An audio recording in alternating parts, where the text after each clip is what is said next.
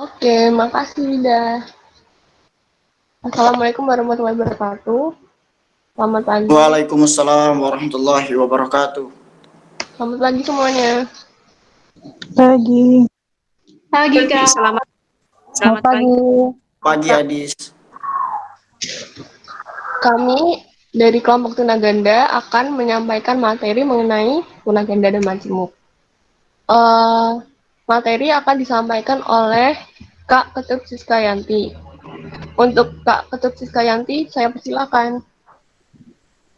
Baik Kak, ada yang bisa bantu saya untuk share screen Kak? Karena saya tidak Sudah? pakai. Sudah ada. Oh, sudah ada? Sudah ada. Oke. Baik, Assalamualaikum warahmatullahi wabarakatuh. Waalaikumsalam warahmatullahi wabarakatuh. Waalaikumsalam warahmatullahi wabarakatuh. Terima kasih teman-teman kesempatan yang telah diberikan kepada saya.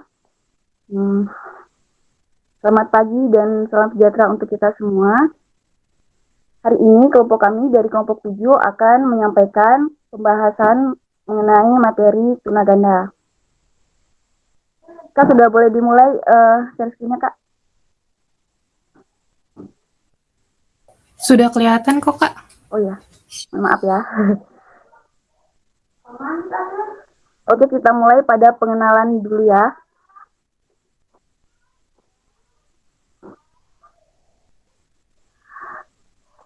Kami dari kelompok 7 ada dari 10 orang. Yang pertama Kak Adisti Ayu Kurnianda. Kak, boleh say hello?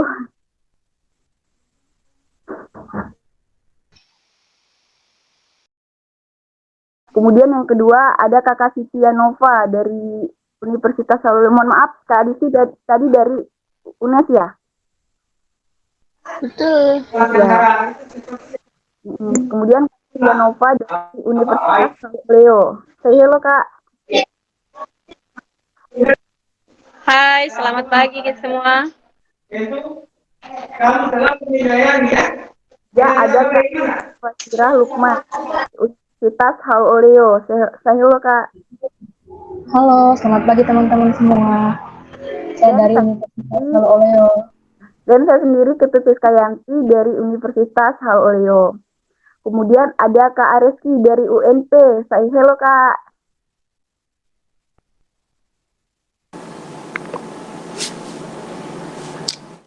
Kak Areski, ada Kak atau gangguan jaringan? Baik, lanjut pada Kak Dery Pratama dari UNP juga. Say hello Kak.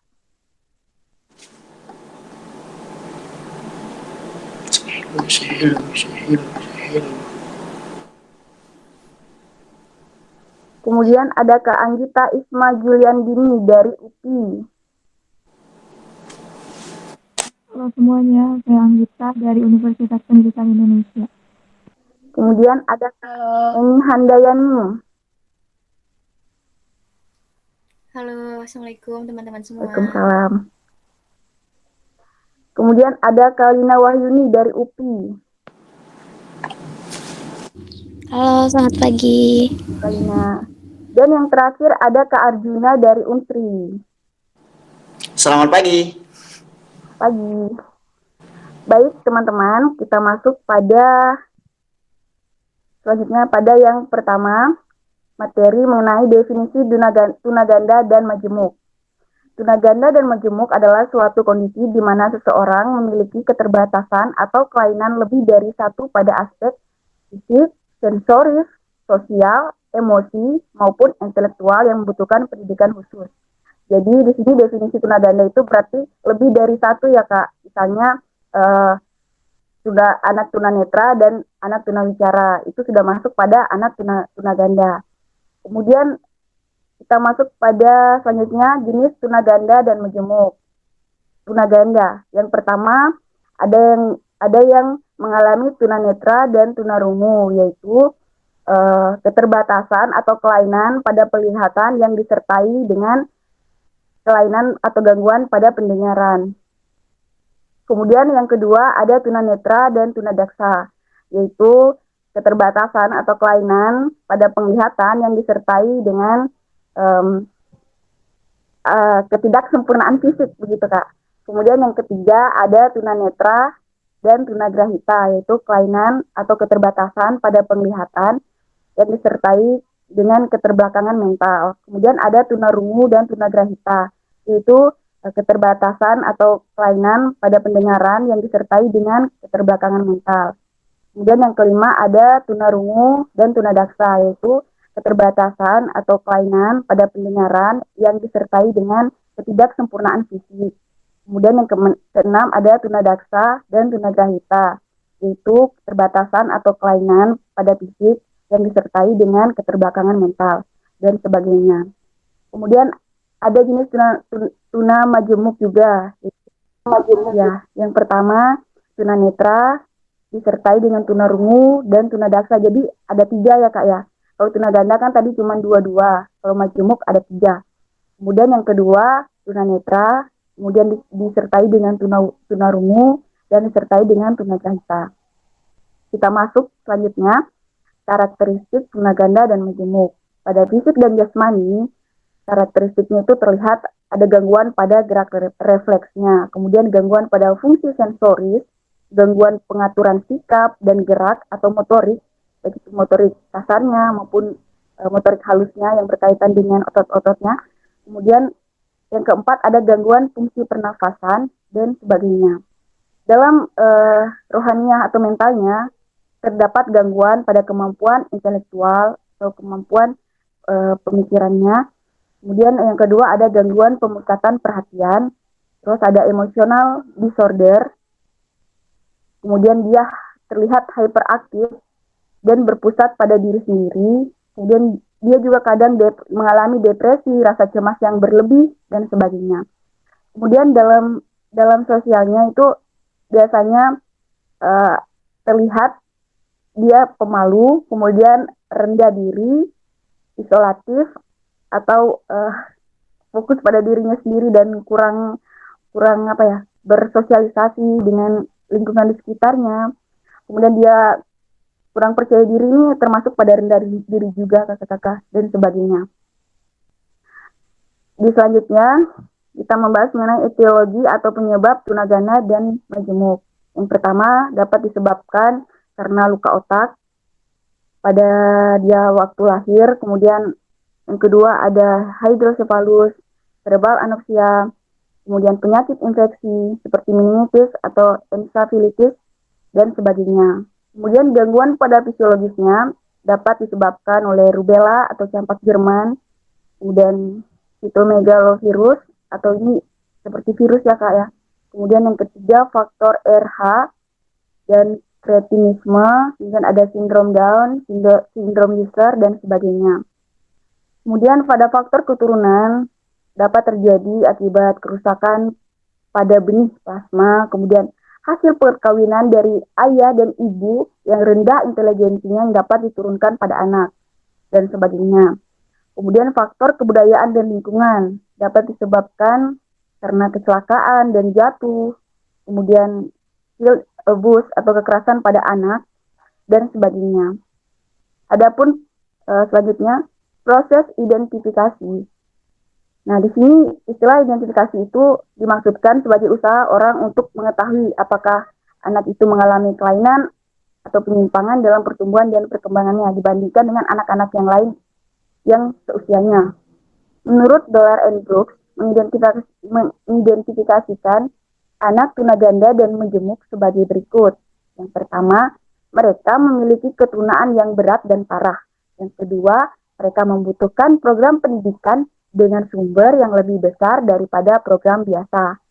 Kemudian yang ketiga, mereka membutuhkan program yang memfokuskan pada keterampilan dalam fungsi kemandirian dan pemenuhan diri. Selanjutnya, adapun usaha-usaha mengenali kemampuan anak tunaganda dan majemuk. Yang pertama, dapat diadakan anamnesa dengan orang tua.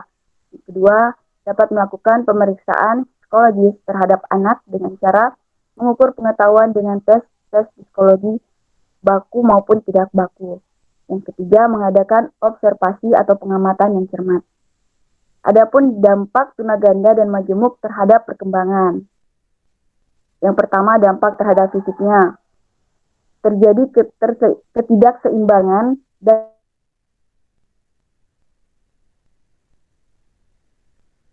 kemampuan seperti dapat melakukan satu hal namun tidak mampu melakukan hal-hal lain. Jadi misalnya dia bisa sikat gigi tapi tidak bisa mandi sendiri gitu dan sebagainya. Kemudian kognitif, kesulitan mengingat sesuatu, ini berkaitan dengan intelijensinya.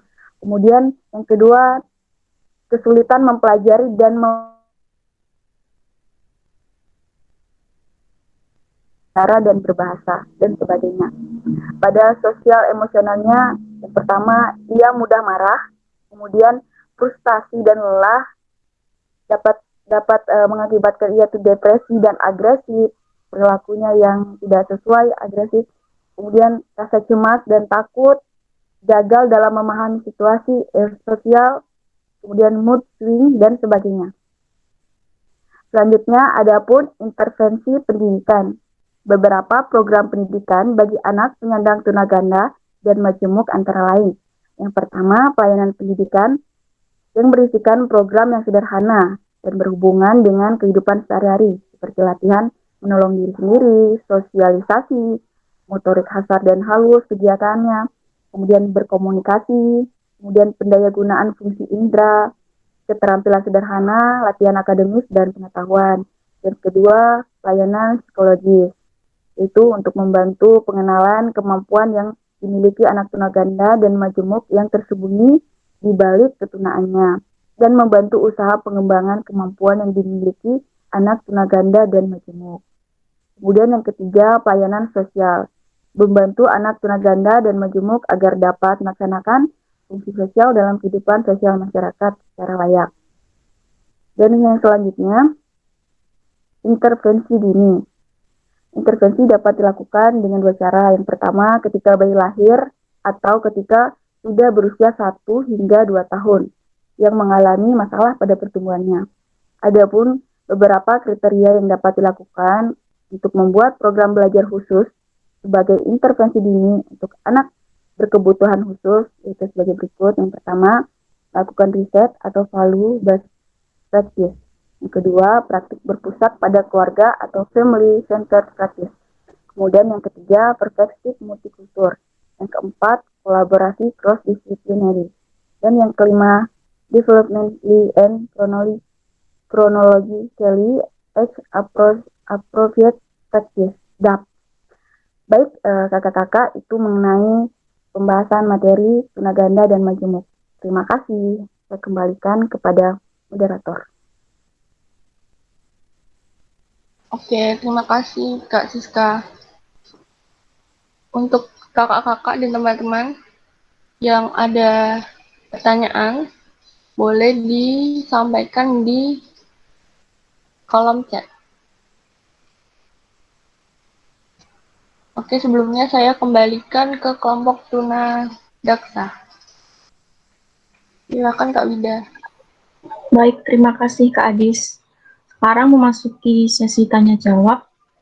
Silahkan yang ingin menjawab pertanyaan dari teman-teman.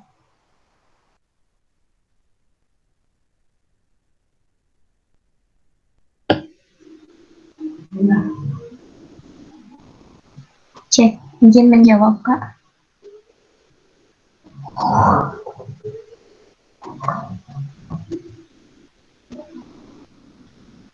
Untuk pertanyaan beberapa dari teman-teman hampir sama ya, semuanya pada sosial, emosional, kemudian pada kepercayaan diri anak yang menyandang tunadaksa. Nah, mungkin saya akan mencoba menjawab. Jika ada yang tidak tepat mungkin bisa diperbaiki ya. Saya mengambil dari pengalaman. Nah, salah satunya ketika anak yang memiliki kekurangan pada fisiknya, karena bahkan itu bukan dari lahir, tapi justru karena kecelakaan. Nah, di sekolah tersebut, anak yang memiliki kekurangan tersebut merasa bahwa dirinya itu sangat merugikan orang lain karena selalu merepotkan, sehingga anak tidak percaya diri, bahkan sosialnya pun terganggu. Namun, dalam pendidikan di sekolah, anak diajarkan untuk belajar mandiri, sehingga anak tidak merasa bahwa dirinya selalu merepotkan orang lain, selalu merasa bahwa dirinya itu tidak berguna. Nah, dari kemandirian tersebut, anak mampu melakukan hal-hal yang mungkin kesulitan seperti berjalan atau hal-hal lainnya gitu. Sehingga salah satunya dengan mengajarkan kemandirian pada anak. Nah, mungkin contoh yang lainnya, ketika anak merasa tidak percaya diri, peran pendidik itu tidak hanya fokus pada kekurangannya, namun membantu hal-hal yang masih bisa untuk dikembangkan. Contohnya yang tadi ya, ketika anak tersebut mengalami kecelakaan pada kakinya, anak tersebut sangat sulit untuk melakukan aktivitas-aktivitas, bahkan akan muncul ketidakpercayadirian. Nah, peran pendidik pada sekolah tersebut memberikan bimbingan pada keterampilan. Kan untuk tangannya itu anak tersebut masih bisa melakukan aktivitas-aktivitas lainnya. Jadi di sekolah tersebut memberikan keterampilan untuk melakukan hal-hal yang bisa dilakukan oleh tangannya, sehingga anak bisa beradaptasi pada lingkungannya bahwa dirinya masih berguna untuk lingkungannya, sehingga tidak menimbulkan rasa minder atau tidak percaya diri. Bahkan anak tersebut memberikan prestasi-prestasi yang luar biasa. Kita juga kadang merasa, saya sendiri ya, yang observasi ke sekolah tersebut merasa minder gitu, bahkan saya yang normal gitu tidak bisa memberikan yang dilakukan oleh anak itu. Jadi peran pendidik ataupun masyarakat ketika melihat anak yang tunadaksa khususnya, jangan memberikan intervensi negatif pada anak, tapi berikan motivasi-motivasi, misalkan bukan hanya dengan ucapan, tapi dengan tingkah laku. Bisa dengan memberikan pelatihan keterampilan yang masih bisa dilakukan oleh kelebihannya. Jadi jangan dilihat pada kekurangannya gitu. Mungkin seperti itu jawaban dari saya. Ada pertanyaan lain, ada jawaban lainnya dari teman-teman yang lainnya?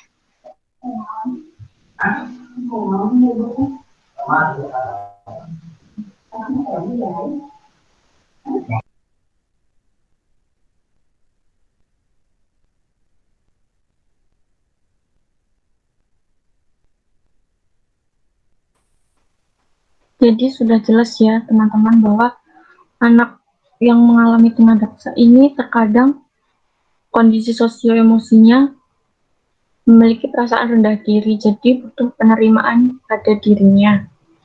Untuk itu, lingkungan sekitarnya dapat merespek dengan penerimaan diri terhadap individu yang tunadaksa secara positif, agar individu yang tunadaksa ini memiliki kepercayaan diri yang lebih dan dapat termotivasi. Terima kasih.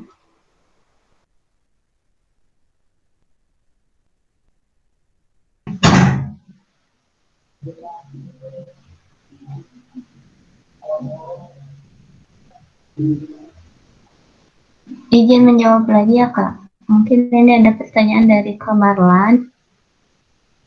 Untuk penyandang tunadaksa yang tidak terlihat secara fisik. Nah, mungkin itu kan memerlukan untuk mendiagnosisnya mungkin dari medis ya, yang memiliki wewenang khusus gitu. Nah, untuk intervensi dari kita sendiri, karena kita sudah tahu bahwa anak tersebut memiliki hambatan pada tunadaksa yang tidak terlihat, misalkan pada ototnya ataupun pada serebralnya, sehingga tetap peran kita tidak memberikan intervensi yang negatif untuk anak, gitu. Tetap memberikan kepercayaan diri bahwa kekurangan itu jangan kita fokuskan di situ, kita harus fokus pada kelebihan gitu, karena ketika kita tetap fokus pada kekurangan kita, ketika anak sulit gitu, kesulitan dalam hal-hal yang mungkin tidak mungkin untuk dilakukan, anak tetap tidak akan mau bergerak gitu. Sehingga peran kita khususnya yang mempelajari materi ini bisa memberikan intervensi yang positif untuk anak. Nah, untuk kondisi kedua tangan yang tidak lengkap, kan kita juga pernah melihat ya, beberapa anak yang tunadaksa itu justru memiliki prestasi-prestasi yang baik. Nah, itu karena peran lingkungannya, keluarganya, masyarakat juga. Jadi, kita jangan fokus pada kekurangannya, melainkan pada kelebihannya. Ketika anak yang tidak punya tangan, mungkin gitu. Kita bisa mengembangkan keterampilannya pada kakinya, seperti anak, kan kita juga suka melihat yang atlet lari itu kadang nggak punya tangan gitu. Jadi kita sebagai pendidik nantinya mungkin, atau ketika ada di lingkungan kita bantu anak-anak untuk percaya diri dalam melakukan aktivitas gitu. Jadi mereka tuh pede dengan kelebihannya, bukan justru dengan kekurangannya gitu. Mungkin begitu, Kak. Terima kasih. Baik, sudah terjawab ya. Selanjutnya, untuk Kak Srinita, silahkan menjawab dari pertanyaan Kak Alvin. Baik, perkenalkan nama saya Srinita Fitriani. Jadi, saya akan menjawab pertanyaan dari Kak Alvin Jayantara ya, yang mana tadi dia mengalami yang namanya getar-getar gitu ya, kayak semacam tremor ya, akibat dari kecelakaan. Nah, di situ ditanyakan apakah itu penyakit yang ia alami adalah masuk ke dalam tunadaksa atau tidak, dan bagaimana sih menurut pandangan kalian kami terhadap lingkungan sosial yang mana akibat penyakitnya dia sering mengalami yang namanya mungkin stereotip yang kurang baik seperti itu. Jadi dari yang saya tangkap mengenai penyakit yang Anda alami itu termasuk ada ya penyakit yang disebut distonia. Nah, distonia ini masuk ke dalam penyakit, masuk ke dalam ilmu dalam kesehatan itu, termasuk dalam ilmu apa ya kemarin namanya? Tunggu dulu. Oh ya, masuk ke dalam ilmu orthopedics. Nah, distonia ini adalah gangguan yang menyebabkan di mana otot bergerak sendiri tanpa sadar kan. Gerakan otot ini dapat terjadi pada salah satu anggota tubuh hingga seluruh tubuh. Nah, akibat gerakan otot ini, penderita distonia ini memiliki postur tubuh yang aneh atau bahkan mengalami gemetar atau yang biasa disebut dengan tremor. Distonia sendiri ini juga yang kita tahu bahwa penyakit yang mana jarang ya sebenarnya orang mengalaminya, tapi ada yang mengalaminya. Nah, salah satunya penyebab dari distonia ini mungkin karena ada gangguan saraf. Nah, gangguan saraf atau mungkin pengaruh dari kecelakaan juga bisa terjadi yang mana menyebabkan cacat saraf seperti itu. Nah, mengapa ini disebut masuk ke dalam